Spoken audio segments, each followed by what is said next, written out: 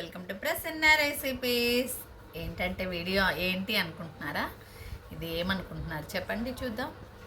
ఇది పాలు కొన్ని ఉంటే ఆ పాలు కొంచెం పంచదార వేసేసి పెట్టేశాను ఫ్రెండ్స్.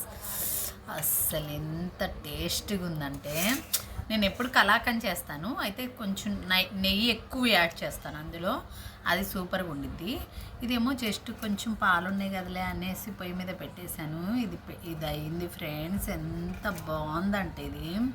అసలు నేను స్వీట్ తినను, నాకు స్వీట్ అంటే అంత ఇష్టం ఉండదు, నాకు నచ్చిన స్వీట్ తప్ప. ఇదైతే నాకు ఎంత టెంప్టింగ్గా అనిపించిందంటే, అసలు ఈ గిన్నె మొత్తం నేను తినేద్దామని ఫిక్స్ అయిపోయా. అంత బాగుందన్నమాట ఫ్రెండ్స్. మీరు ట్రై చేయండి. ట్రై చేసిన వాళ్ళు ఇంకా కొంచెం వెరైటీగా ట్రై చేస్తే ఎలా ఉండిద్దో కామెంట్ చేయండి. ఇందులో కొంచెం జీడిపప్పు, బాదం పప్పు, పిస్తా పప్పు వేస్తే అస్సలు అర్పించేసిద్ది ఫ్రెండ్స్. అంత బాగుంది ఇది. ఇదే ఫ్రెండ్స్ వీడియో. నెక్స్ట్ వీడియోలో కలుద్దాం. బాయ్. మీకు కూడా కావాలా?